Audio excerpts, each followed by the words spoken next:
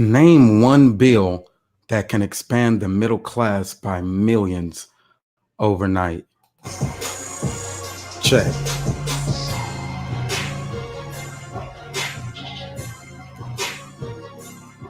Huh? No, I need this.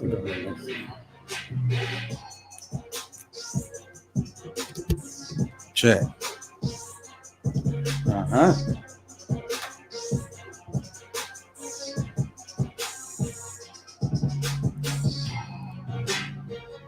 Still got to decide on a thumbnail that I'm gonna use for this one, but I'm thinking maybe Cory Booker dropped out of the presidential race. That would be a befitting one, since the storyline really does involve him when it comes to naming one bill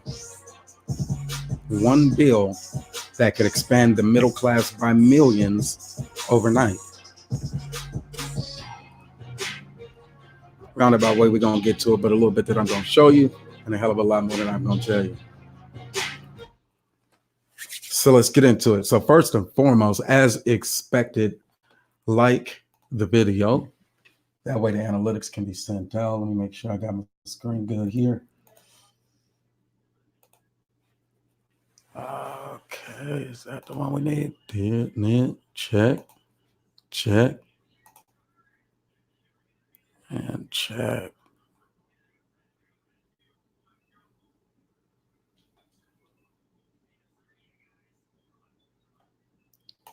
So the first thing I look at is the projections for 2020 through 2060. So that tells me that it's going to be a pivotal year.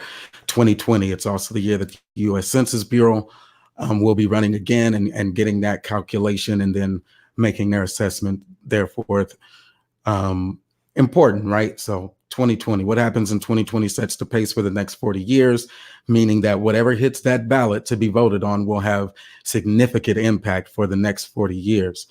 All right. So one of the things that they'll be looking at there is projecting out the population for 2060 and trying to accommodate the economy accordingly.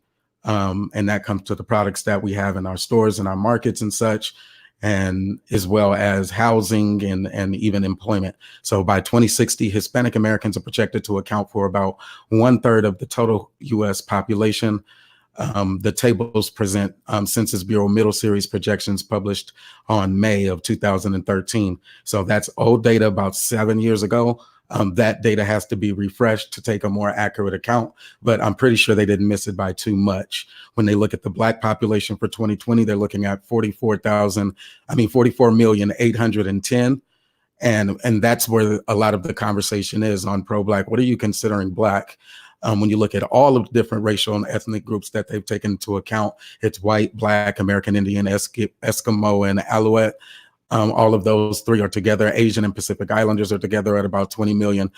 Two or more races has its own category. So the biracials, they already have their own segment that they've carved out. That's projected to be about 9.8. And we'll see if Black multiracials decide that they want to move into the two or more races category and be accounted as such, or do they still want their data to be added as a part of the Black? Anyway, there's also Hispanic, and then there's non-Hispanic white. Non-Hispanic white is the one that's about 199 million or around 200 million. White itself is 255 million. And I'm wondering, do they aggregate those white and non-Hispanic white, or are those separate carve-outs? And I believe that they are separate carve-outs. Non-Hispanic white and then white itself. It's almost in the same sense of saying biracial, but two or more races is the one that mostly applies to those folks who have Black somewhere in them, or that one drop rule folks who wanted a separate carve out. By 2030, I gave you the top down. They expect the total population to be 358 with its share equally distributed, except across one segment. For Blacks, they only project it to be about 5 million more. So in that 10 years, they only project 5 million more. Why is that important? Because today they are looking at numbers such as the abortion rates and saying that's why that number is so low. If that was one thing that was curved as a bill, it would impact 20 million. So when you're looking at how do you move the middle class forward or expand that middle class, that's one way of not saying the economic argument, but family wise, in your family structures, how big is your household now? How many folks will we be taking account for? So in 10 years, with the rate of like Amazon and different things like that, children have access to even their own online businesses. It's the same way adults do, that they can manage. Now, they are a child company, and thus there has to be stronger regulations, but I see nothing with being able to expand the middle class through access and opportunity for those small businesses, literally speaking. 2040 has the number at around 380. So an overall increase of 22 million more American citizens. Blacks goes to 53. So again, about 4 more million. That's only like a 4.5 compound annual growth rate, maybe even lower than that. If you really look at the numbers for a 20-year period, they're saying we'll only increase by less than 10 million. And they're saying they said since, I forget what year they like to use, but one of the Manosphere talking points is that 20 million more lives. What does that do to the household? I think it's a legitimate one. It doesn't point directly to economics. And they also then couple that with a bit of a conflation when they say that child rearing is expensive, that child rearing is one of those things that is preventative of the income gap. Even for women in the workforce, as an example, they say that may require more days off. Now, the company I work for, they're pretty good. They try to take care of the mother and the father. I think the father has like 16 weeks or something when a baby is born, and then back to work to hit the full paycheck again. But yeah, I'm looking at Black across the board from its projections from the year 2020 all the way to 2060 as a precedent for why 2020 is important and the groundwork that it's laying. If they're not anticipating that our households will be expanding at an exponential rate, then one of the things that they're actually saying is that we will be right there, either stagnant or we will be a major decision in the 2020 polls, at the 2020 polls. If we will be a major decision, it would be reflected in what they predict our population would be. Now, maybe they can predict our numbers to be so low because they also couple that information with how many men, Black men, are inside of the penitentiaries. If that's like 1 million, that's 1 million households that otherwise could have been reproducing. And I don't think the conjugal visit rate is high enough to actually keep up with, the rate of, the baby boomers, how many babies they had in their household that you saw in the 80s. There was a significant increase in the overall standard of living.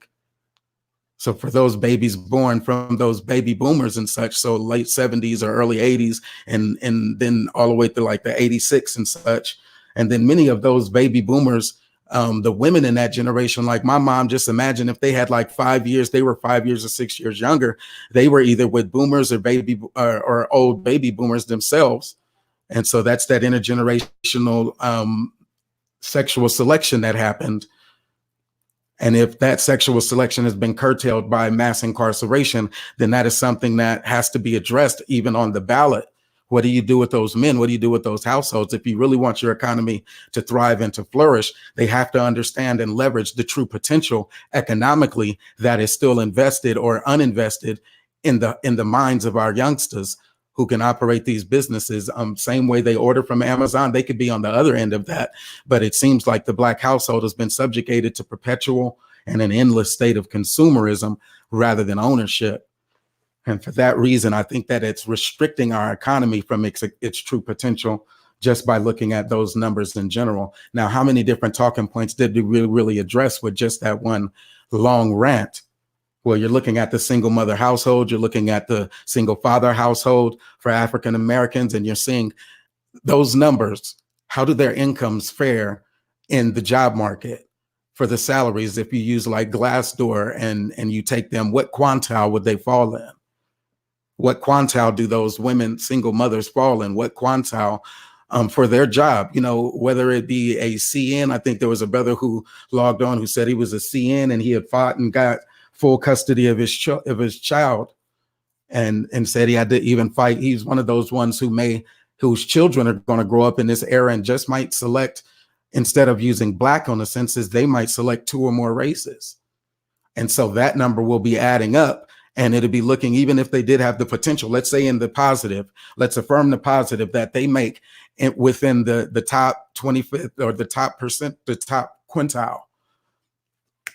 That's the word, within their selected field. What does that actually look like? Well, when we look at the numbers, 42 as a median household income, does that go across the board? How did they stack up against that 42? That would be a second way of measuring it. And so now when you're looking at 44 million projected population, what are they actually saying when it comes to those median households? Now couple that information and we can keep moving forward with why this 2020 election is going to be a big one. If we're not projecting out for 44 million and then an increase of 5 million more households, as it might seem, maybe that's just total population. And even in that 5 million, they're still accounting for 25% of that 5 million to be babies. So non-economic drivers, in a sense of, are they creating, or are they, or is there hours, their labor hours in creation mode, doing something to add to the gross domestic product? If they are at a perpetual state of consumption and not in a position of ownership, then we will continue to see the same numbers of import to export ratio, where China has the ability to mass produce certain products and then hold them during a period of tariffs or sanctions, and then release them once those tariffs or sanctions are up. And thus TVs that used to be around $4,000 or $1,000 or even $900, you'll start seeing them priced at $400 in a place like Walmart. And you can get them by the boatload. You can put a TV in every bathroom or every of a different size, and most of the recreational spaces in your house for less than $2,000. Now, what happened? What happened to our Radio Shack?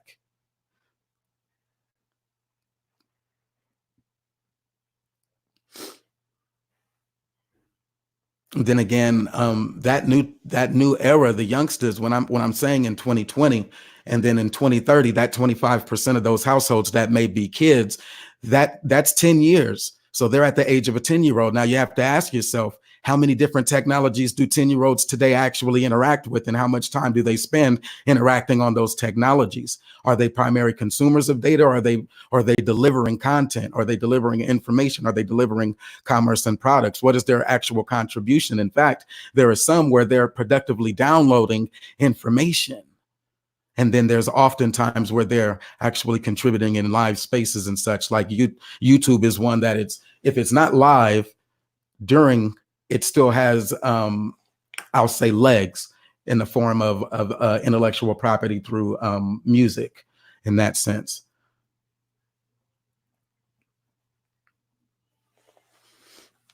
All right, so now without further ado, let me jump into my actual solution so I'm not so long-winded. Senator Cory Booker introduced the Commission to Study and Develop Reparations Proposals for African Americans Act, which calls for the development of a plan to compensate African Americans disadvantaged by historical mistreatment.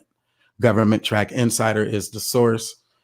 And then what I want to actually do is a live reading of that, because the PDF is available, but it's often one of those texts that's very current and very relevant that won't make it into the history books for years and years. And it's something that may not generate the level of traction or conversation until it's too late, unless we have people who can actually see the major impact of this bill. So you know what I want to do as well is share my screen here to actually add a bit of context as well. So let me jump into it. Peace and thanks for rocking with us. And get into a little bit of information, man. But what I want to do is actually share my screen here, see what that does. And then I'll jump into the live.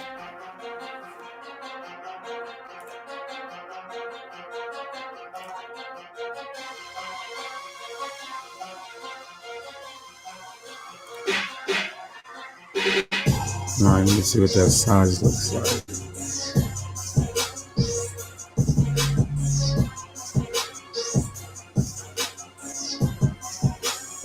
All right, that's bigger. All right, so once again, the screen that I'm going to be sharing, we're talking about expansion overnight into the middle class. One bill, since it is a political season, Cory Booker just dropped out. He is the guy who actually proposed this bill on April what was it, 9th, 2019. And so I'm gonna read that bad boy, make this picture have some sense there.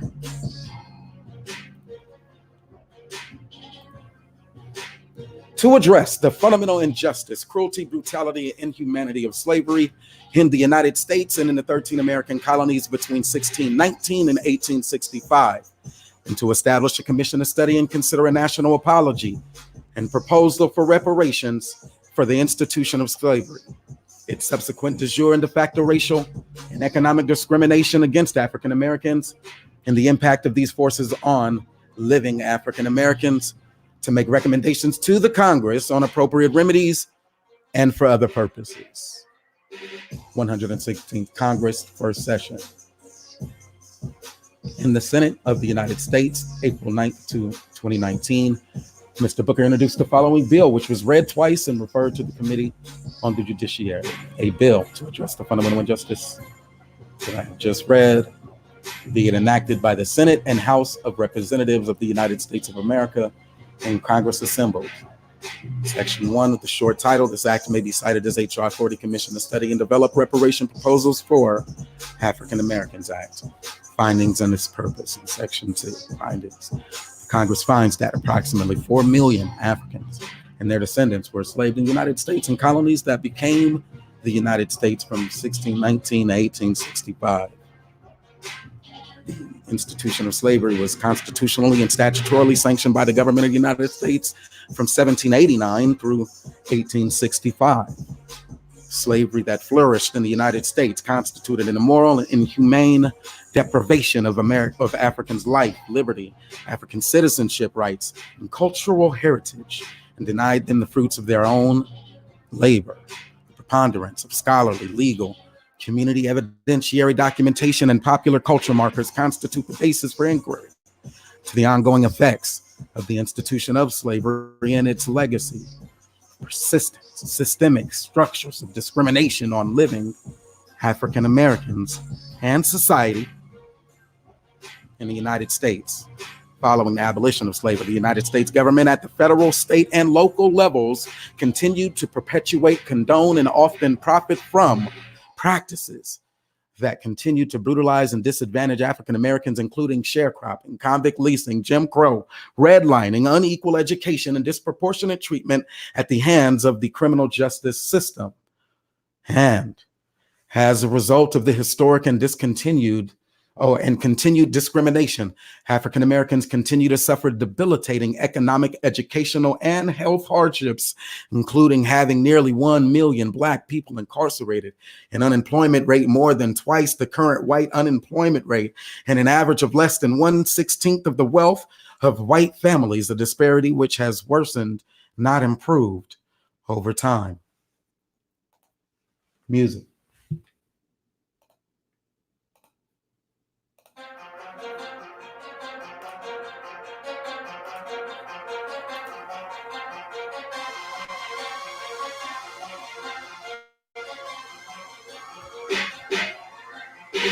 And the purpose: to establish a commission to study and develop reparations proposals for African Americans as a result of, see, that's the one, to establish a commission to study and develop reparations proposals for African Americans as a result of. Now, I'm gonna tell you, this mass incarceration one is a big one. This is Brother Moses speaking again. I'm gonna pause the reading right there and jump into a little bit of social commentary to enrichen and to add for educational purposes. So, to establish a commission to study and develop reparations proposals.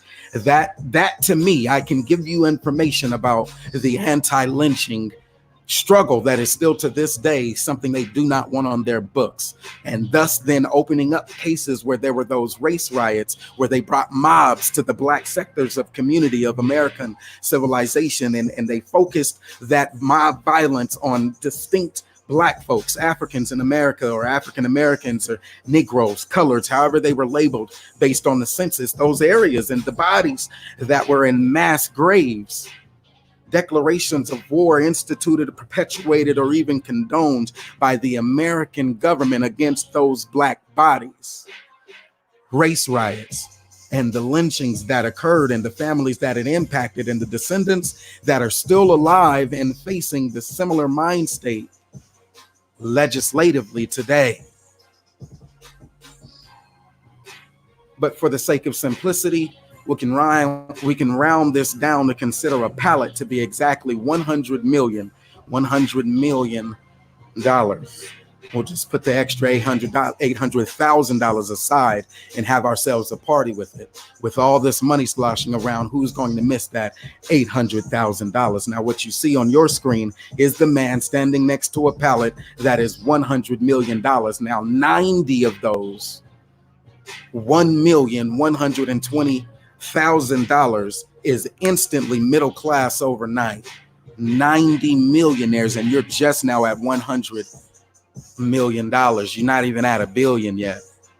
But we're going to show on the screen what it looks like and just how many more lives could be moved into that space. Now, they're talking about just the commerce of that $800,000. That instant, we'll just put it to the side and it's gone. The minute you put it in society, that $800,000 is going to be spent and consumed immediately. But that 100 million, what about that?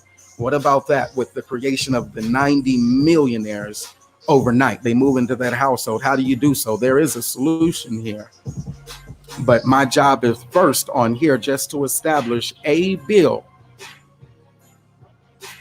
that could expand the middle class overnight.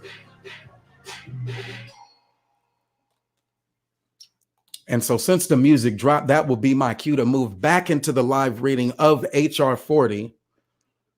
Since it was read twice, there was a conversation that Candace Owens attended that was somewhat related, right? The chocolate babies, as we were referred to in a senatorial meeting by Sheila Jackson Lee or Sheila Lee Jackson, however, excuse me, pardon. No offense intended. And then the movement a bit even into the Democratic presidential candidacy as a talking point merely, but nonetheless mentioned by some of those candidates. A bill that could move the median household income of Blacks and those that we showed from the census, that 44 million that they predict in 2020 with an expansion of about 5 million more by 2010, that number and that median household income and those who identify as Black, we saw was at the bottom. And there is one bill exactly that could expand that middle class by moving that 40,000 median income up significantly. And even when you consider the reparations that have been paid here in America and how many lives that it actually impacted directly, what was like the Asian community, they filed for like 120 million, or the Japanese rather, 120,000 households that actually benefited from it. And even theirs was around a $20,000 increase to their households. So a 40 increase, even at the very bare minimum, for those who they considered Black, but their reparations cases. Again, this is to establish a commission to study and develop reparations proposals. So what proposal would 40 million of those people actually have? 40 million of those people being, they are Black American and have always identified as Black American. They have two descendants of American slavery that were within 4 generations or 5 generations, meaning the grandfather and the grandmother. They can get to at least one of them somehow with whatever their lineage or their maternal or mitochondrial DNA. They can get to out of however many there might be. So your grandparents, and then your grandparents had grandparents, and then those grandparents. So you're talking 1,000. Almost 100 years more, or 100 years less productivity due to the labor constrictions. And you're trying to quantify that. And what does that number actually look like in labor potential? And due to that incident or that reparations proposal, that they can link all the way back to that ancestor with a direct impact and correlation. I gave one, for example, me being the race riots, that would be like 1919. Now, for those people, those descendants who were in that area, and they can, oh yeah, my family was at that one, or this was the actual person that they're linking back as a proposal, they can link to that as their case. What is their claim? If that was the $1 million wrongful death claim, for instance, and there's one of $100,000 that just relates to a specific home that was burned down, and the actual property value where that home sits now and how much land it was. Maybe there are some who could trace it all the way back to, here's another proposal, when HR, when the Field Executive Order was signed, 1862, those Homestead Acts, maybe they can trace theirs back to the soldiers who actually were denied those land grants during that time. And the equivalent value of that land grant, even if it was on the Sherman Reservation, what is its equivalent value today? And maybe they could run the numbers and see what those acres would be that they were actually denied, and see what that looks like. But that would be a proposal underneath this commission that collects those different proposals. And the tools and resources that we need are probably in our minds and in our grandmothers' minds. And for some of us, our grandmothers are still alive to this day. They are that corroborating information. For others like myself, I don't have a grandmother that's alive right now that could probably tell you that story. Maybe Sweeto on my father's side, but that would be Louisiana. In fact, that's Jenkins, and that goes all the way back. But once you take the mitochondrial DNA, it's not Jenkins anymore. My grandfather is gone. He was the actual Jenkins. And so his Jenkins, Esau Jenkins, would have to come from stories from my father, who was born in the 50s. And so many of the times they would, well, what happened to your grandfather, Leroy Jenkins Jr., my dad? What are your proposals for that should fall under this reparations commission? What proposals do you have? Where in your like, what was it called? In your testimony, I guess would be in your case. But let me see. What was it? So I know they did the Philadelphia Negro. I was reminded of that when Obsidian Media actually did a conversation earlier. I think it was on the Sunday Rumble. Yes. Another YouTuber, content creator there. Check him out. Obsidian Media, I believe it is. He has a Mixer, MIXL or MIXR is what it's called, a podcast. And had the conversation around pro-blackness, gave 5 points. I think it was marry pro-black, live in a predominantly black community. Your children or yourself should attend an HBCU. There were a couple of other ones. Those were the ones that stuck out. And support black businesses. So those 4 were some of the opinions that I actually agreed with. But that Philadelphia Negro, W.E.B. Du Bois, was like a survey or a commission to study that was done. We may also remember the Atlanta Compromise, where there was another type of study conducted to actually analyze as a group race-based legislation that would work in favor of the existing blacks. Because as we know, most bills that are to be voted on are bills for the majority population and not really race-based legislation that works for the economic benefit of the minorities. Sometimes you'll get a bill like the one pushed by Dr. Claude Anderson in the 70s. I believe it was the affirmative action bills, by whichever name they were in the Senate. And now we're looking for what is our paramount bill for 2020 that we would like to see as a part of the Black agenda. It may be a composition of bills, but in itself, I think this one bill that I would propose that could expand the middle class as the primary driver here. Remember, this is an economy that incorporates the household incomes of all of us. In aggregate, we have one gross domestic product number that we report on, and we can break it down to the individual ethnic groups. But as a country, as a capitalist nation, as a leading capitalist nation at that, we report on our GDP, and our GDP has to be concentrated in investments that make sense in the long run. And when you're trying to find those investments, you need an actual, real, legitimate proposal that does something like the question Obsidian asked. Number 2, he asked, what about a long-term plan for those women I forget what it was called, for like their health care after they've done working or something like that, or like Social Security for Black women. What is your proposal? So you have to be able to think in that long terms as that boomer generation phases out right now, like my mama's generation, baby boomer generation, as they phase out of the workforce and they are, 50s, 60s, 70s and looking for healthcare. That's a Democratic thing. They're voting at an 85% clip. And Obamacare is the thing that is being restricted. It is being targeted for direct cancellation. But they're also fading out at the same time. So the government is not going to, or their job right now will not be subsidizing their health care. It will have to be something that taps into, hopefully, if they've worked in a space, a 401k or something like that, that they would have to cover.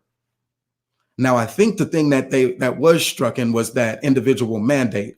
If so, you can do one of these, because that insurance, a mandatory insurance, that should seem unconstitutional. A mandatory insurance seemed unconstitutional. It was something that should have had to originate as a new tax in the House, and it went to the Supreme Court and they looked at it from the funny language or the verbiage. They were a bit more concise, or they argued a semantic argument. Rather than saying this is a tax, they argued it semantically and they won. And thus they were able to revisit it as a proposal and say, yes, it's not a tax, but the mandatory individual mandate applies. So insurance was necessary, meaning if you didn't have it, it impacted your taxes. They would impose a fee against you. And I think that part of the bill has been overturned by the Trump administration, but there may be other parts as well that deserve to be looked at. I went on a super tangent. All right, so let's get back to the reading of HR 40, because that is the information that's most critical. Let me see real quick.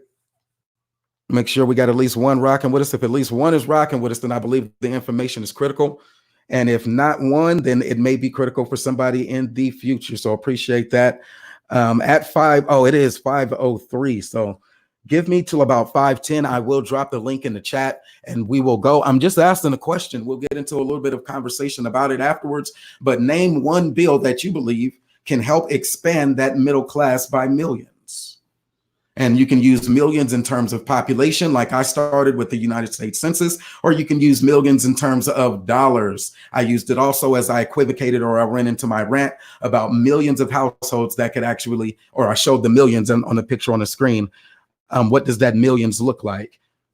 It looks like $100 billion when you consider about 90 millionaires at a time. $100 million is only 90 millionaires. So you're not talking a super significant number of households, but you are talking when that cream rises to the top in this actual bill that I'm going to recommend. Now I'm telling you about HR 40, but the actual bill itself, I think is a different one, or the profit end of the bill is the one. So I'm getting us there, but let's move forward. But before I move forward, you know me, man, I like to have a flow. I like to make it sound like bars while I'm reading. I will have some music in the background. And again, this is one of those beats that I purchased that allow me to live stream up to like 10,000 streams of it. And so I like the music in the background. Hopefully you're rocking with it. The institution of slavery, including both the transatlantic and the domestic trade, which existed from 1565 in colonial Florida and from 1619 through 1865 within the other colonies that became the United States, and which included the federal and state governments that constitutionally and statutorily supported the institution of slavery, the de jure and de facto discrimination against freed slaves and their descendants from the end of the Civil War to the present, including economic, political, educational, and social discrimination. Now, why is that important? Sorry, got to put a pin there because we had a conversation with the Manosphere's Mr. Fantastic 824, another YouTuber. Check out his channel. It's growing already into a monetization space, not at a community tab yet or developing like written communications through the community tab. I subscribe myself. I don't catch all the episodes, but had a debate on the Prophet of Thought series channel, and we discussed those in depth, the political, educational, social, as well as the economic. And we discussed it in our live debate, which was, is Black society competing? Check out that video. I might put a link to it in the note of the video. So just wanted to plug that in right there. I'll move forward. The lingering negative effects of the institution of slavery and the discrimination described in subparagraphs A and B on living African Americans and on society in the United States. D, the manner in which textual and digital instructional resources and technologies are being used to deny the inhumanity of slavery and the crime against humanity of people of African descent in the United States. The role of Northern complicity in the Southern-based institution of slavery and the direct benefits of the institutions and systems described in subparagraphs A through C to societal institutions, public and private, including higher education and corporations, religious and associational. Recommend appropriate ways to educate the people of the United States on the Commission's findings. Recommend appropriate remedies in consideration of the Commission's findings on matters described in subparagraphs A through F, and to submit to Congress the results of such examination and the recommendations of the Commission. I tell you, if you don't see the economic and you're not having a conversation from its $1 trillion lens, you're doing a disservice to our entire economy, to our entire capitalist structure. That reparations claim is something that, do you remember the one from Germany, the reparations claims, and the impact that it even resonates with even today, and the millions of lives that have been impacted by that reparations claim being said yes and actually being paid out? Do you remember the Japanese? Do you remember the casinos for the Indians? Do you remember how it actually drives real economic growth in business? If you don't remember them, please don't join in this chat. This one is pro-Black. This one is actually for the progress of our country. I just did a quick reading of HR 40. Let that stand in perpetuity as a part of the B1 Network, Brother Moses channel here. Hopefully that was some vital content. I actually do want to stop sharing the screen and jump into some discussion. I'm going to be dropping that link right there as soon as I can. First, let me stop sharing. Again, I've been sharing my face the entire time. Good night. And I got the light shining down right on me. Don't even worry about it. Still Brother Moses. Let me grab that link here. And then let me see. Damn. Oh, you know what happened again? No, I think it's that one.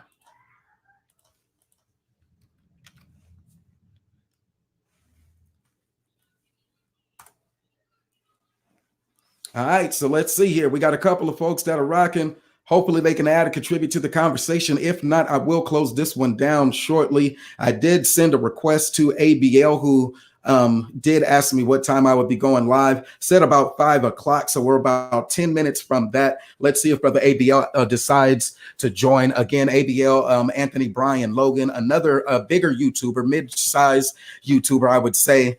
Tens of thousands of folks who already subscribe. Live streams are actually popping, so it may not be on his calendar to actually come join a lowball YouTuber emerging like myself, a content media developer.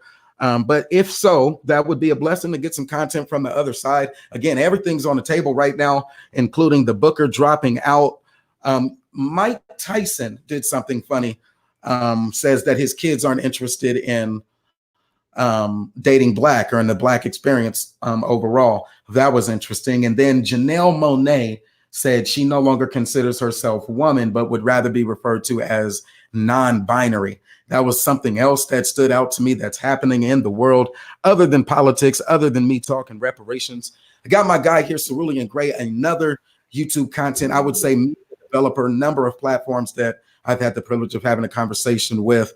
Very intellectual brother. Military service is the thing that I would like to call out there. You can hear a discipline in the way that he approaches the conversations. Learn to respect, learn to appreciate, learn to love, to listen to it. While I'm here, I like to contribute that by saying, let's extend some more conversations. Cerulean Gray, thanks for joining. Oh, gratitude for having me. Can you hear me? Yes, sir. Loud and clear, my brother. Well, gratitude for having me, esteemed Brother Moses. Esteemed one. So you said name one bill that can expand the middle class. by millions overnight? That's my only criteria. I can give you 4. And I'm going to write them down. These take massive political movements, but it only starts with a campaign. Living wage law, federally mandated and enforced living wage, prevent corporate executives from, and Congress for that matter, from making more than 12 times the lowest paid worker or intern. And that's for privately owned public companies, like those of Walmart, McDonald's, what have you. And another one, in the Foreign Aid Act of 1961, converted into a domestic Black American Assistance Act, right?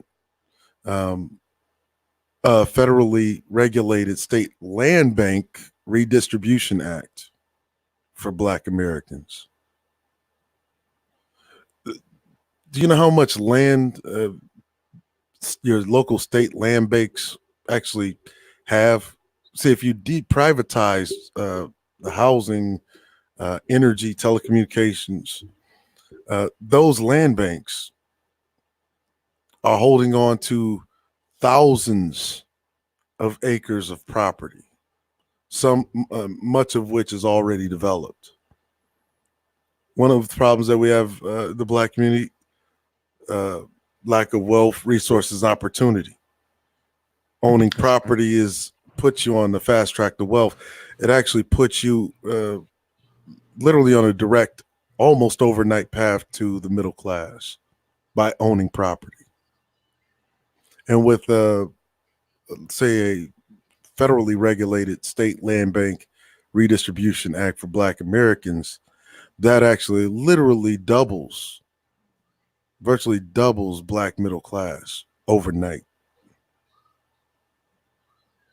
You see, you have raise corporate tax and then create a tax exemption for small businesses that have less than 100 employees. See, when they talk about a rising tide lifts all boats, that puts all entrepreneurial,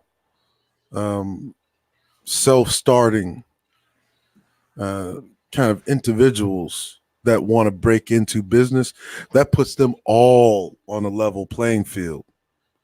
See, when they say rising tide lifts all boats, if everybody had the same advantage, then it comes down to what? Skill. That's right. You see. And so what we as Black folk providing as far as introducing products onto a market, you have less than 100 customers. See, the one thing that people miss about Powernomics is that everybody is not even equipped to be a business owner. Secondly, he does put it in the context that we're living in a capitalist system, right? Mm-hmm. And so because capitalism has this alienating effect, it always demands that, one, there always be an underclass, and two, that there always be more consumers than there are businesses. Otherwise, who's going to buy? If everybody had a business, there'll be nobody to buy from. Then you'd be trading in raw product, right? And so he addresses it from that aspect of living in a capitalist society. Another thing that you can do, the Deprivatization Act, deprivatizing energy, telecommunications, transportation, and housing. There should be no reason why literally as much as 25% of all of the available land that is developed is in the hands of banks. And these banks, you might have seen the signs out in front of these houses that may be vacant. They'll have like a Coldwell Banker Barnett or They'll have a Remax Realty, which is like probably the largest one in the United States. That's right. Now these people, they don't like the Remax doesn't actually own the house, even though they're showing you the house. They might do all the contracting for the house with you, right? Mm-hmm. They only have access to the MLS that tells you what's available. They don't actually have the house. You're not buying the house from Remax. You're actually buying the house from a bank, while Remax acts as a third party. But if you deprivatize housing, you no longer need a third party. And furthermore, those private banks can no longer hold on to something that is public access because it's federally mandated. And for Black folk, that's a big win because that doubles the Black middle class overnight just with land ownership. Let me just call out right there, Cerulean, and quick pause. Christopher Clipper in the chat said, I understand what he's talking about. The Texas and Pacific Railway, is still the largest landowner in the state of Texas. So good call out there just to confirm. I always talk about the 1862 Homestead Act, but in that year, there was a political agenda laid out by Abraham Lincoln that covers the same 5 that you're talking about. When they were creating the reserves, they had the Transatlantic Slave Route, the Transcontinental Railway Act. They had funding. They had a Confiscation Act of 1862 for land. So that was that federal land backed. We only got 100 HBCUs out of that. And even at the time, we still didn't even get many of those until later in the 1900s. But we only got like 100 HBCUs. How many colleges that actually created? But anyway, I'll keep going. There's a lot of information that you've shared right there.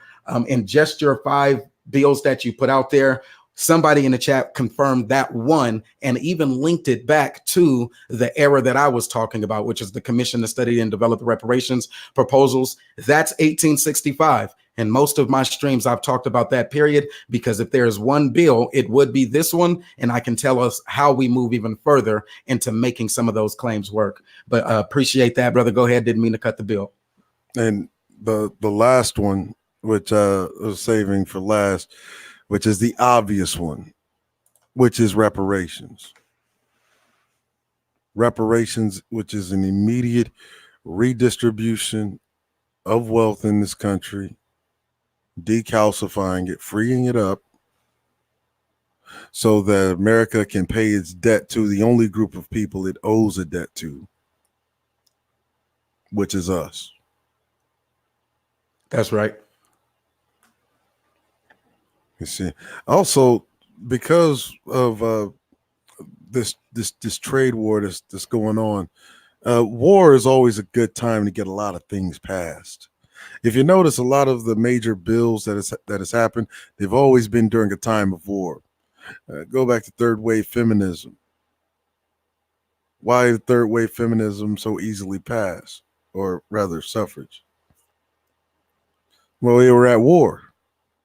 And what happened was the big business magnates, along with Congress, and the CIA, who's basically behind all of it. The CIA basically operates like this big think tank who said, hey, we're going to have to give them something. And that's how you end up with white women during that time, literally monopolizing. They had one of the biggest stimulus packages in education, which is why still to this day, 80% of the K through 12 teachers are white women specifically, despite the fact that less than half the students in the school are white. Less than half the students in America K through 12 schools are white, but 80% of them are white female teachers. You see. So that's redistribution, immediate reparations. That literally flips the board. Not only doubles the black middle class, it literally takes every man, woman, and child off the street. Every single one of them. If you were in the red before, now you're above the black. You see, and so yeah, those are the things that can completely fix our financial situation. I would even go so far as to say grants, right? Um, Grants for collectives. Collectives are these community-based businesses that are ran by people in the community. They get together. Grants to expand that instead of having betting all of the chips on one horse, i.e. Walmart or Target or Lowe's or Whole Foods or what have you. These people are getting billions of dollars and basically free money. That's right. To earn, privately owned profits. This is insane.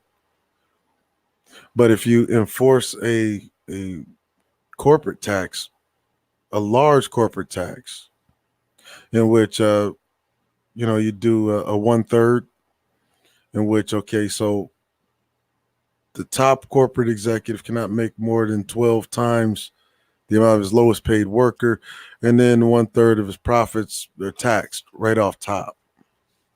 Now, I know that one seems like you would get a lot of pushback. It sounds like our general political body is saying less taxes. So I would only say, even with that, and this is just Brother Moses' opinion, that even I agree with corporate tax, but that it's coupled with corporate and more or less corporate investment. So on those shelves, let's say Walmart, their family, like 8 to 12 of them, all of them in the billionaires, tens of billionaires, but only 8 to 12. So one family, how would a corporate tax actually impact them and, Arkansas in general? And then on, not just at the state level, but how does it impact society? I would say by empowering that Black middle class entrepreneurship to put products on the shelves, either those kids are going to be putting products either on Amazon shelves or buying and trading there, using like a PayPal as a medium of exchange for the how do you get payment, or they'll be putting shelves on the Walmarts. Now, they know that there's a lot of Black folks and Hispanics and people who are willing to purchase goods from Blacks and Black products that are very hip, whether it's the music, like our old Dimples, and that little section right there now has been kind of closed off to select pop artists, and the local sections aren't as big anymore. That's an area of opportunity, to where those Black musicians who have created compilations or music, their music is available at Walmart.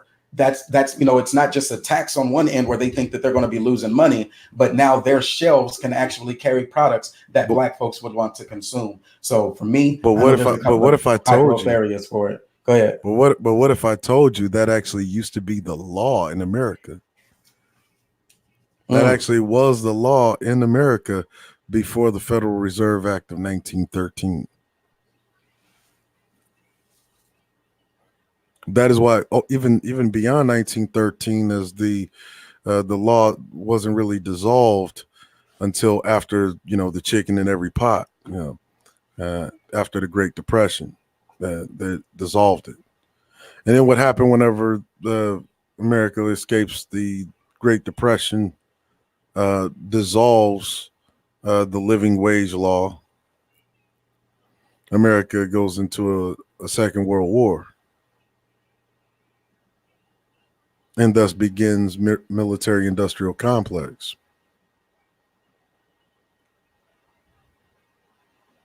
But a complete tax exemption, right, along with a high corporate tax, what is happening is a massive redistribution of corporate profit directly to state revenue, which then is used to encumber what they are giving in the form of a subsidy or tax exemption to small businesses to expand the business base.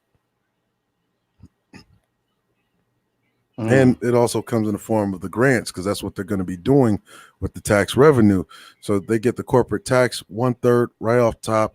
Those get translated into collective grants for these big collectives, like you see, like they have them at gas stations, grocery stores that are collectives. The people that work in there are also part owners of said collective. I see it. Go ahead. You see, that expands business. You got to remember that they always talk about this thing about creating more jobs, creating more jobs, creating more jobs. That is what creates jobs. How do you create jobs? Well, see, jobs people work for and they get paid for them. Where does the money come from to pay for them? If you're lowering corporate tax, if you're lowering corporate tax, this is the reason why you see companies literally cutting people's hours.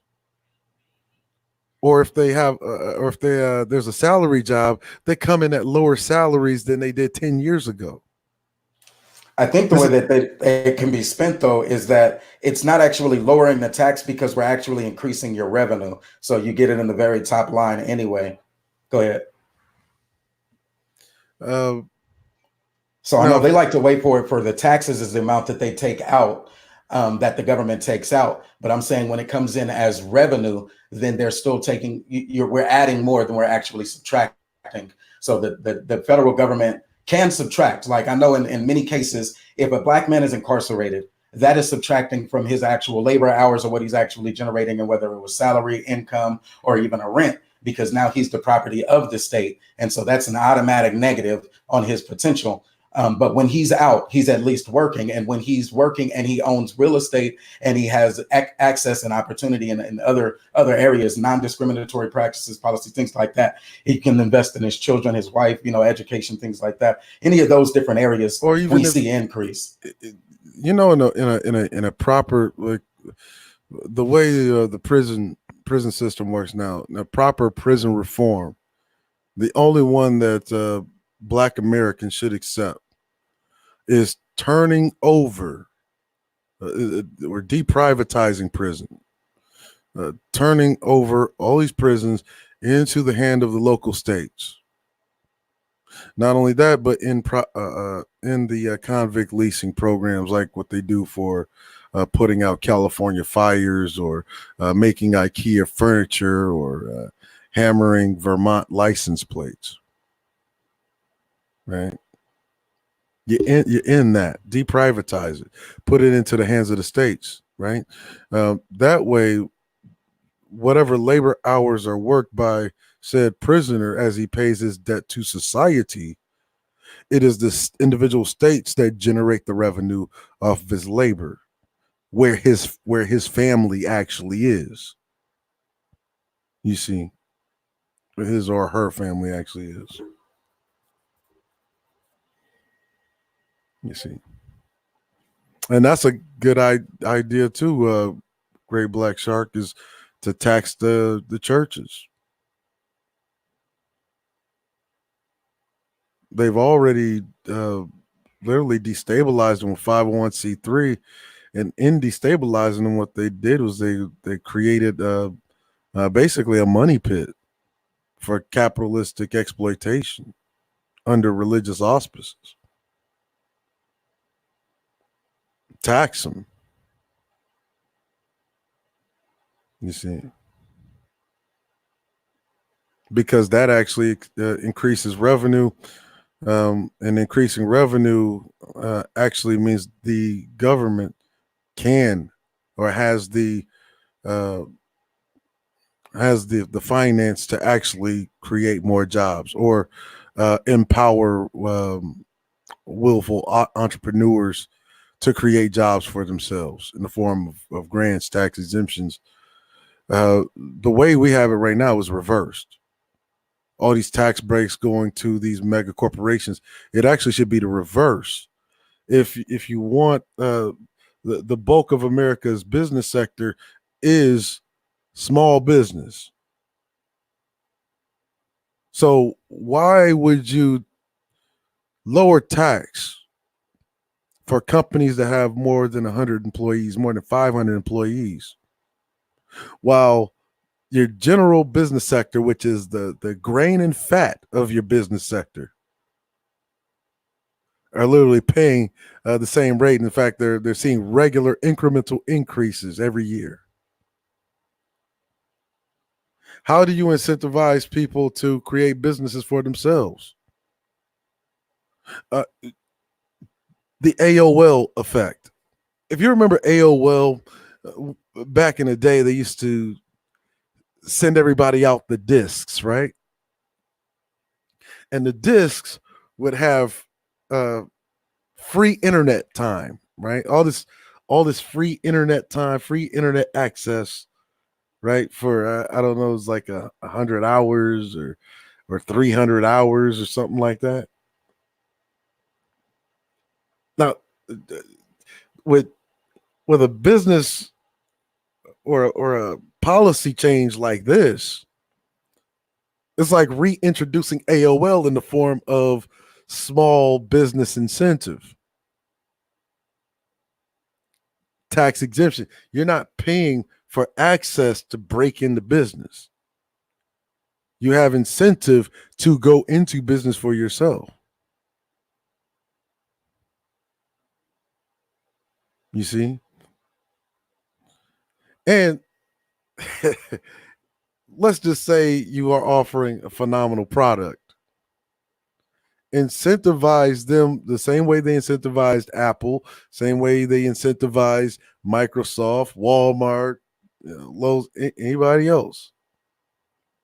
Target, incentivize them the same way.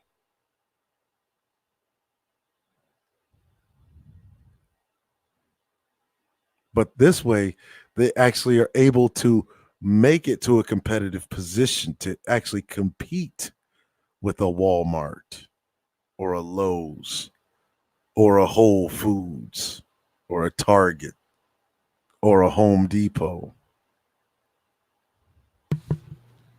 So just as a reminder, you also said those corporations have to pay a living wage labor, right? Yes. Would you consider that like a double taxation then? Not only are they being hit on the bottom line from taxes, as well as labor costs, which are substantial for those corporations? No, because policy is policy. You know, we don't consider it double tax when say you're married, right? And you pay tax. It should be one combined tax, right? But it's not. That ended back in the 30s.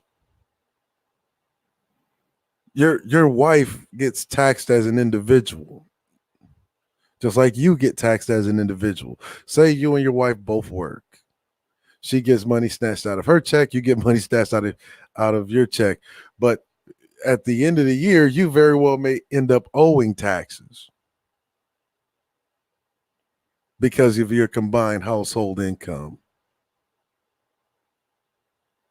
Even though you paid, you both got taxed as an individual, and then the government says you owe me more because you're combined. You see, you remove that. You're not really getting taxed. We don't consider that double taxation, even though it is. And so what I'm saying is that if we make it the American standard, it's not double taxation. That is the cost of doing business, the same way it is for married families right now. Why are families breaking up? Primary reason: money, finance. Why can't they make any money? Well, why can't they make it work? Well, because policy keeps driving up the cost of doing business, making it harder for us to break into business for ourselves. That's why Black business is so few and far in between. The majority of Black businesses are completely digital. And then one more follow-up. You said prevent corporate execs from 12x the salary of their least earning employee. Do you think that would cover the cost of whatever changes needed to be imposed, such as their ability to pay that corporate tax and their ability to pay that living wage? If just their salaries, like the Walmarts, they make $1 billion a year or something like that. and then their least earning employee probably only makes $7.25 an hour, depending on which state they work in. So if they raise that living wage to 15 for all of those employees in the state, do you think that would be covered in those hundreds of millions of dollars of difference? Well, yeah. And the reason why I'm saying that is because if you look at how much an average employee at Walmart makes versus how much the average executive at Walmart makes, you're talking about several hundred thousand%, several hundred thousands of a percentile.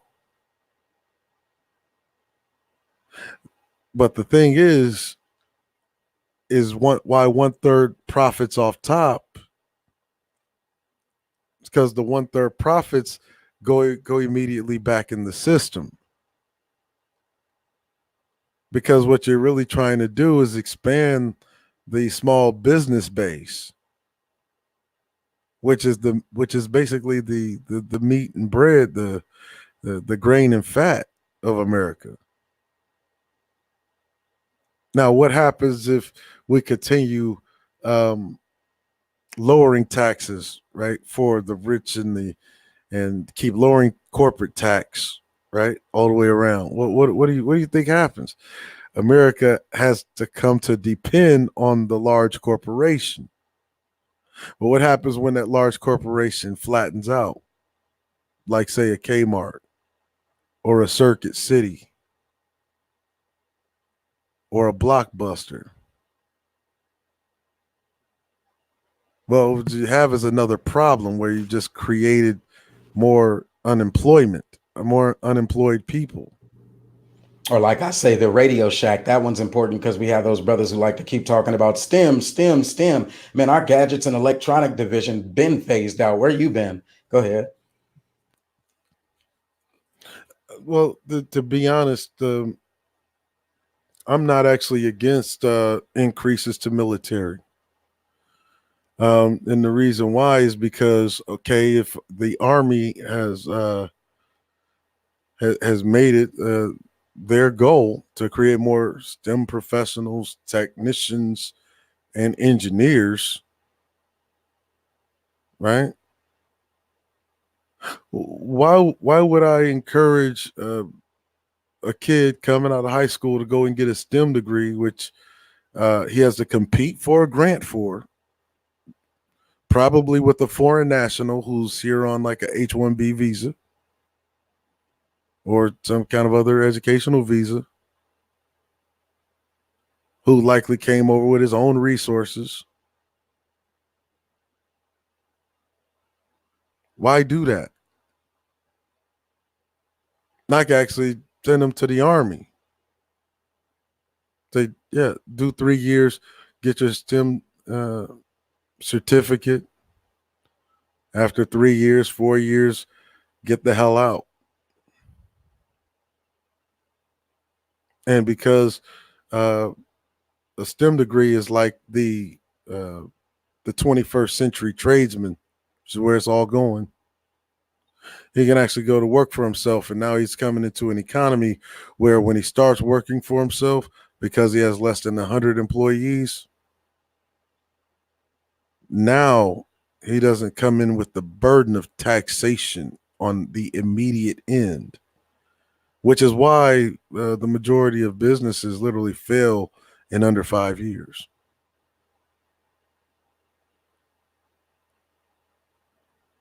You see, I think that's a lucrative way to cycle people. You know, okay, go to the Army. They're the biggest STEMs trainer, right? Get your 4 years, get out. Now you're the 21st century tradesman in STEM, whether it be in AI development, app development, whether it's in electrician or what have you. Now you can go and offer your skills to a broad market. And you don't have to carry the burden of immediate taxation coming in. which is why businesses, especially new businesses, they have such a hard time. They're rarely, if at all, in the black their first three. The first 3 years, they're literally struggling to keep their head underwater. And that's across the board. That's nondescript of what, racial or ethnic background.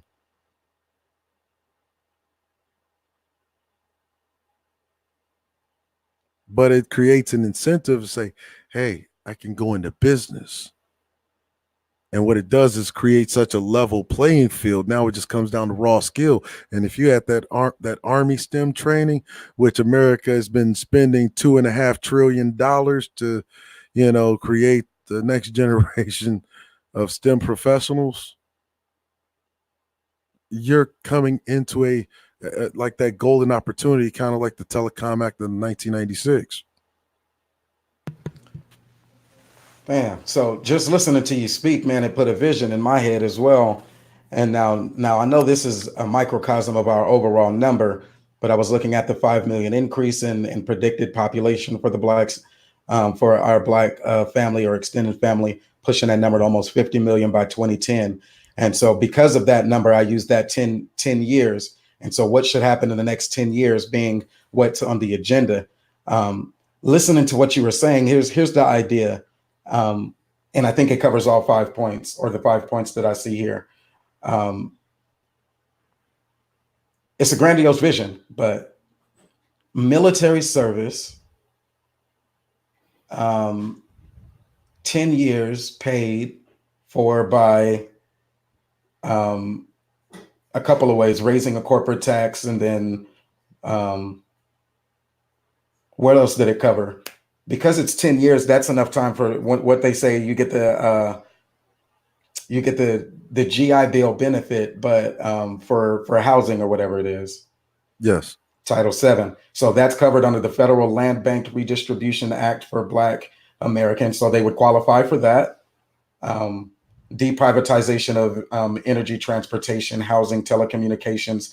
I know many times they get out and military men get a certain preference for any of those jobs. But we're not saying a preference. We want that shit damn near guaranteed. And so that's what the funding would actually be for, earmarked for. Don't change it. It's locked in as a part of our national agenda. The living wage labor, we definitely see that with the military service. They start you off pretty good. Plus, if there's on-base housing or something like that. But even the idea of being able to own their land while they're serving, I think that speaks volumes. That's a tremendous feat, isn't it? Absolutely. Let me see. What was another one? Let's look at it from the same wing of like a National Guard, or they do their little time for basic training as a reserves, which is only like 3 months or whatever it is, maybe some AIT, but then they actually go back and they work during the day, and then they have whatever it is on the weekend. You just empowered them with work that's actually creating products. They own land, and they're a business, a small business that actually competes. And now they're providing products on the shelves of the company. And not only that, or other corporations. Not only that, if there's something like National Guardsmen, you have to remember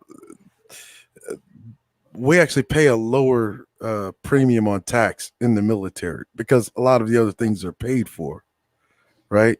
Like the post exchange is completely tax free. So even where we're buying our goods from, that's tax free. That otherwise a civilian would have to incur. Even when you buy gas on base, that's tax free. It's all duty free on base. Damn, and let me do one real quick too. So opening, so like what would the bill look like? It would be something like the opening of 10 new military divisions. And I know it was like the 10th Cavalry back in 1865. I know they had like the 4th Regiment, the Buffalo Soldiers. They can look at the map of where the Buffalo Soldiers actually the 92nd Infantry Division and the 366th Infantry Division. My goodness. War II, whenever they combined it, right? Hold on. And those same companies now are the same companies that have air defense, missile defense, and all of those batteries and battalions and shields. So now you're actually asking for an upgrade to our space program, and it's black. As a matter of fact, the other day I was on the esteemed Taz Exclusives channel, right? and the subject of Cabrini Green came up. And I mentioned that in the 50s, when they were creating all of these things, really in the late 40s, when they were creating all of these makeshift kind of towns all over the country, Cabrini Green was one of them. Cabrini Green was built by the Army Corps of Engineers. See, the Army Corps of Engineers, wherever they are, wherever state they are, they work with that that state or city's housing authority. And they're the ones that draft out where they can build at. So Cabrini Green actually used to be a temporary housing station for soldiers, which is why the Army Corps of Engineers were the ones that contracted to build it. That's why you look at Cabrini Green before it was tore down, I think was 2010, 2009 or something like that.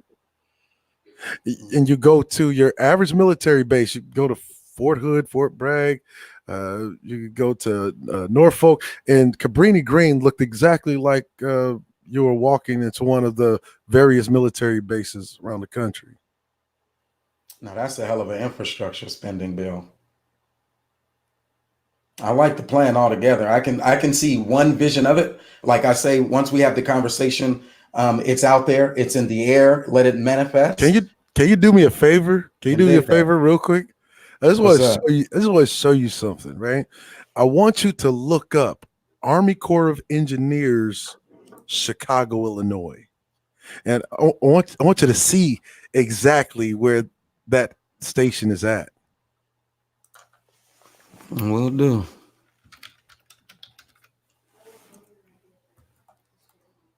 Go ahead. You can open it up while I kind of look it up in the little Google.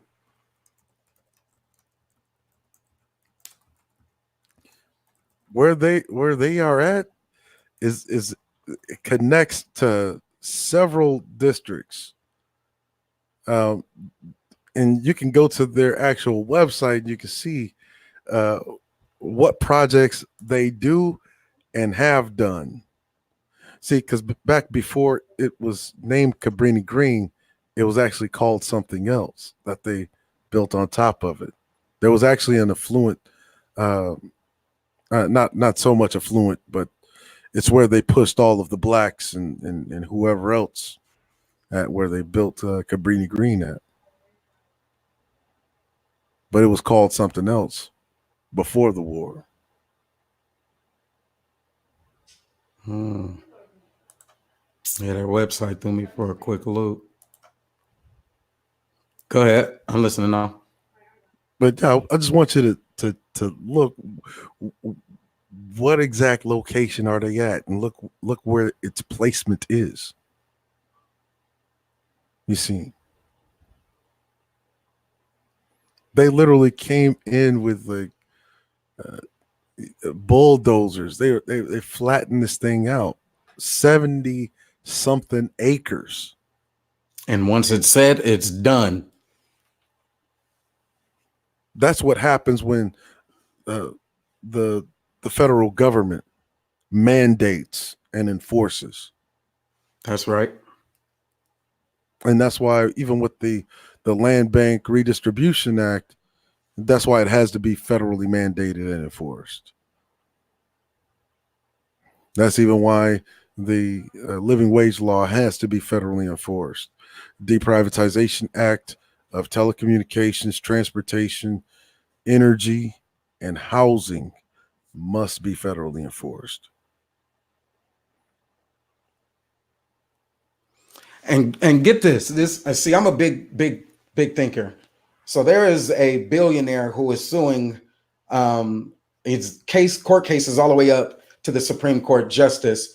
And one of the things that billionaire did that was brilliant to me was the partnership on those satellites and the acquisition of the Weather Channel.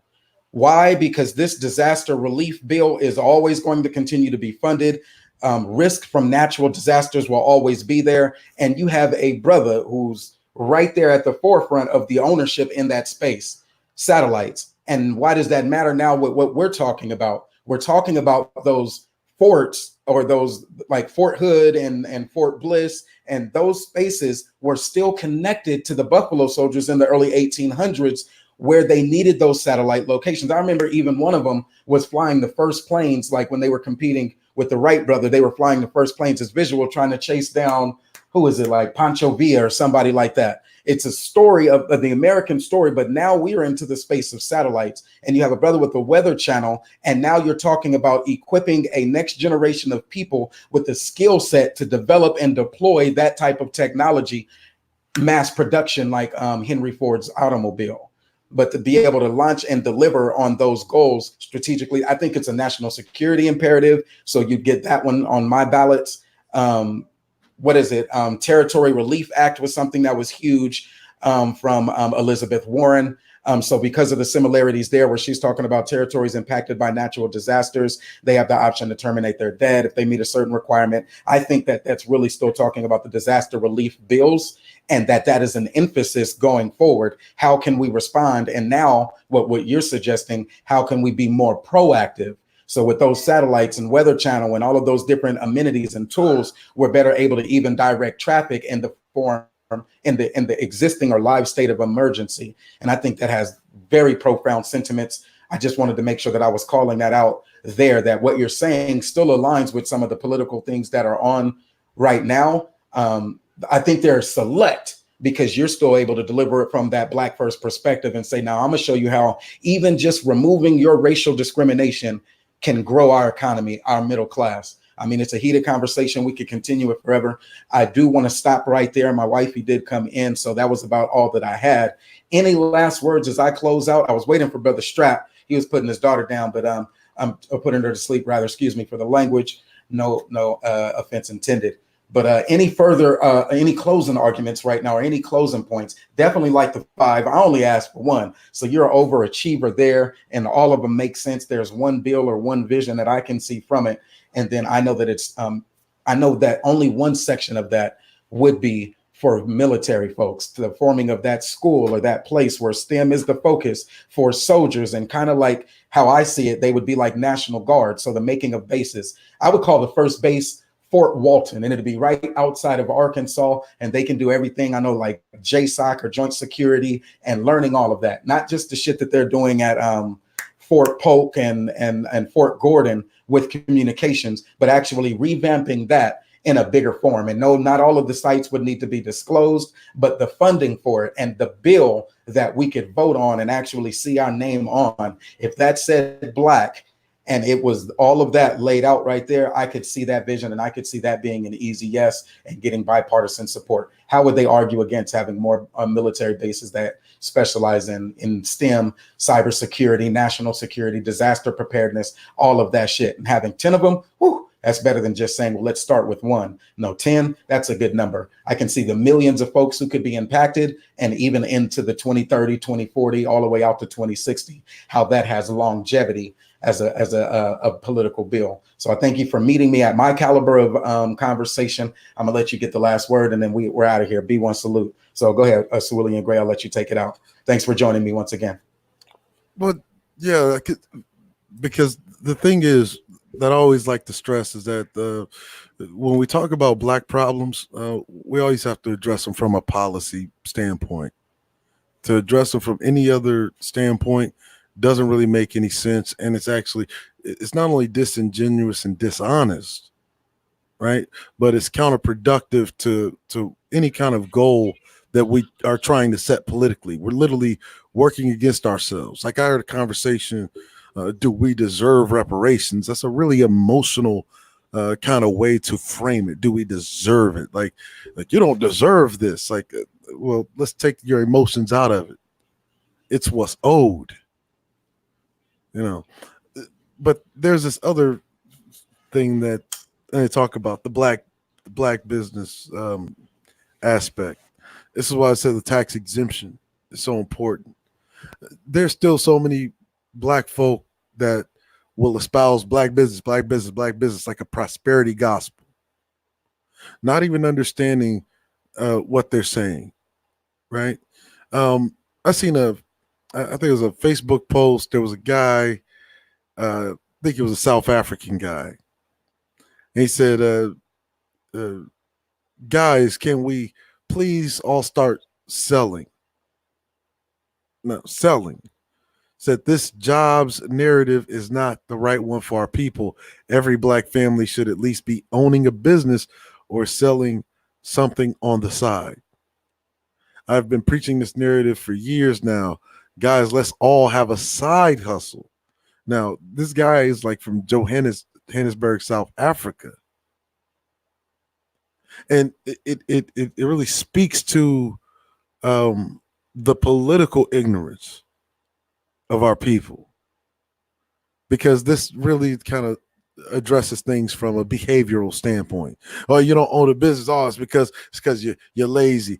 Scared money don't make no money. No, it's because there's not the proper policies in place, right? Side hustles don't really get you anywhere. See, the thing is, when they don't understand basic economic principle, or say the difference between an actual owner, i.e., owning the means of production, right? And the difference between that and a business owner. A business owner is really like middle management. What we want is the ownership of the means of production. Because how do you really compete? You compete at production. You don't really compete with business, because if you're competing on a business level, what you're really competing for is basically retail customers. You see? And small businesses and side hustles, as it stands right now, because of the way American policy is, they are not, I repeat, they are not generational wealth producing avenues. So you have to understand capitalism, which means capitalism demands that, one, there always be more consumers than, say, business owners, the people that sell you the retail. There has to be more. There has to be more producers, because the producers, they produce. So it means if you have a producer that produces, you also have to have what? Distributors that get your product from the actual manufacturing plant or farm to shelf.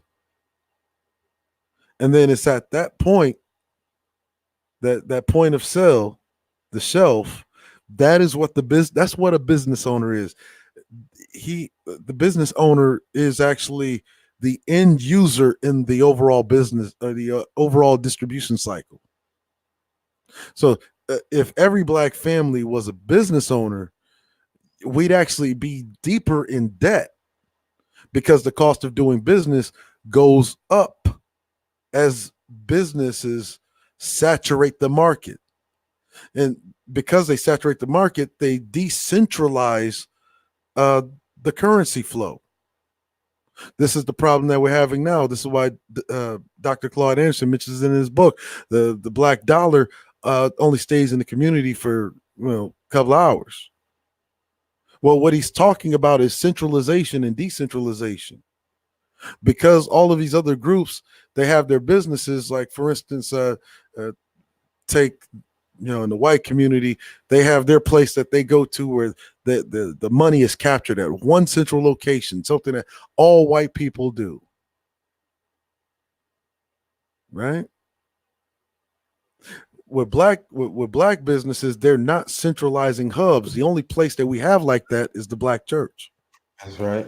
With black businesses, they're not centralizing hubs. The only place that we have like that is the black church. That's right. So business owners are the end users in the distribution cycle.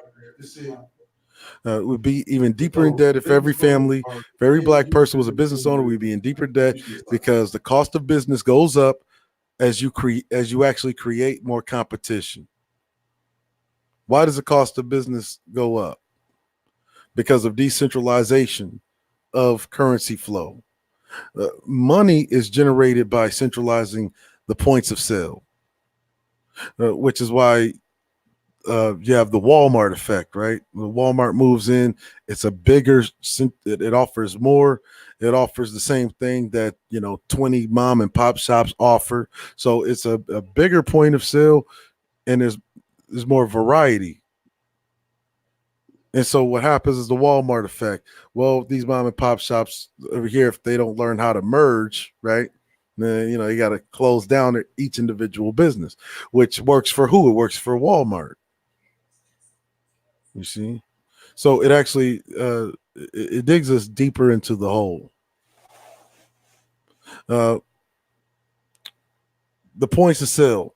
The more points of sale you have, the less earning potential for individual businesses you have, and this is a fact with all capitalist societies, which is why China has probably one of the best systems where every business is 50% owned by the state, and they determine solely what the cost of goods and services is going to be. You see, this is why that one Walmart can drive out dozens of small businesses. This is why companies like Uber and Lyft can completely disrupt the earning potential of already existing plethora of cab companies. Because if you have your choice of cab companies, right? You got a choice of cab companies. They're doing what? Decentralizing the dollar. You might go with this competitor. Well, how do you create a non-compete? Well, you don't really create a non-compete. You just create an alternate system that's a bigger point of sale. What's a bigger point of sale than having a share ride to where you could just have an app, and anybody that's within the Uber or Lyft network comes and picks you up, as opposed to you calling a cab and waiting for that specific cab company, and say that cab is taking too long. You end up calling another cab company. So you're decentralizing the currency flow, whereas Uber and Lyft, they're literally centralizing the money flow, because all you have to do is touch an app. And see, right there in your phone, telecommunications.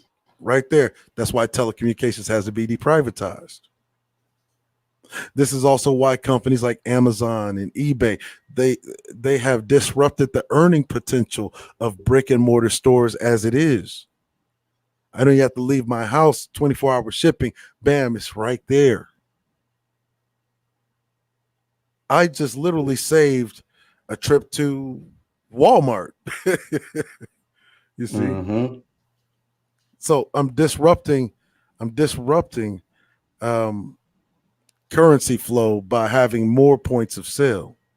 So everybody having a black business, that actually is counterproductive to creating really a robust economy. I don't even think it would be everybody. The way I see it, and I'm gonna give my bill here, and then I'm gonna close it on out. Appreciate you once again. But here's the one bill that I would say. Of course, reparations, that would be there.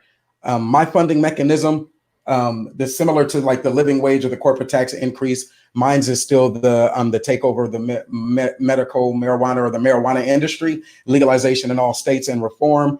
Though the reparations cases that are more specific are from 1994. That is looking at those folks who had a part of the marijuana industry at some point and they got locked up with whatever possession or sale. Those are the people who would work for those 90 specific families that actually become legitimate millionaires in those co-ops. But that land that is around, I would still take what Cerulean has pointed out, which is the Federal Land Backed Redistribution Act. So the federal land backed, those are the spaces where those soldiers who are attending those STEM, add that A, make it agriculture as a part of it. We have a legacy of education in A&M, or agriculture and mechanism, which is our HBCUs. There was 100. So now that's an online university format for them to get their curriculums while they are developing whatever new technologies we might need, i.e. the drones or the satellites or whatever it is, as they use that technology to increase national security. But where they actually, their staple product that while they're there in that agricultural space would be that marijuana, because we need a lot of butters. And what Walmart might be willing to do is either the pill medications, some vape form of it, or some edibles like that damn pie.